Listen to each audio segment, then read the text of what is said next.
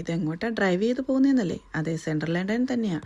ഇപ്രാവശ്യം ഡിസംബർ 25 മുതൽ ജനുവരി 1 തീയതി മുതൽ സെൻട്രൽ ലണ്ടനിലെ കഞ്ചക്ഷൻ ചാർജ് പിൻവലിച്ചായിരുന്നു. അപ്പോൾ ഞങ്ങൾ ഒരു സെൻട്രൽ ലണ്ടൻ ഡ്രൈവിംഗ് എക്സ്പീരിയൻസിനും അവിടുത്തെ ക്രിസ്മസ് ലൈറ്റും ഒക്കെ കാണാൻ വേണ്ടി ഇപ്രാവശ്യം ലേറ്റായിട്ടാണ് ഇറങ്ങിയത്. ഇത് 30 തീയതിയാണ് ഞങ്ങൾ പോകുന്നത്.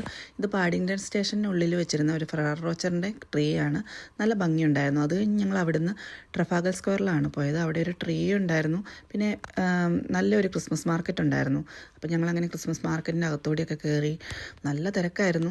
അങ്ങനെ മാർക്കറ്റിനുള്ളിൽ കൂടിയൊക്കെ കുറച്ച് അങ്ങോട്ടും ഇങ്ങോട്ടുമൊക്കെ നടന്നു. പിന്നെ അവിടുന്ന് എന്തൊക്കെയോ ഫുഡ് ഐറ്റംസൊക്കെ മേടിച്ചുള്ളൂ, അല്ലാതെ കാര്യമായിട്ടൊന്നും അങ്ങനെ മേടിച്ചില്ല.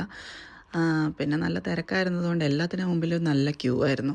അങ്ങനെ അതൊക്കെ കഴിച്ച് അവിടുന്ന് അടുത്ത ലൈറ്റ് കാണാൻ വേണ്ടിയിട്ട് നടന്നു പോകുന്നതാണ്. അപ്പോൾ ആ കെട്ടിടത്തിൻ്റെ മുകളിലിരുന്നൊരു മനുഷ്യൻ എല്ലാവരും കൈ കാണിക്കുന്നുണ്ട്.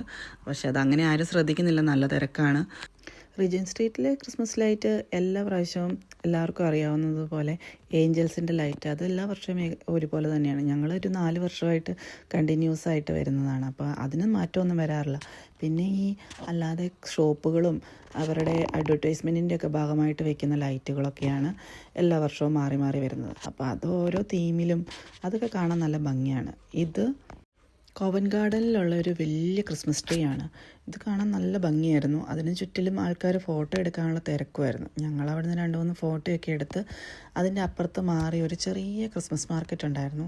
ആപ്പിൾ മാർക്കറ്റ് എന്ന് എഴുതി വെച്ചിട്ടുണ്ട്. അപ്പം അതെനിക്ക് തോന്നുന്നു ഐഫോണിൻ്റെ ഒരു മാർക്കറ്റിങ്ങിൻ്റെ ഭാഗമായിട്ടുള്ളൊരു മാർക്കറ്റാണ്. അപ്പം അതിൻ്റെ അവിടെ എന്താണ്ട് എൻ്റർടൈൻമെൻറ്റ് പോലെ ഓരോരുത്തർ പാട്ട് പാടുന്നതും, പിന്നെ ഇതൊരു ഗ്രൂപ്പ് ഓഫ് കിഡ്സ് അവരുടെ റീൽസ് ഷൂട്ട് ചെയ്യുന്നതാണ്.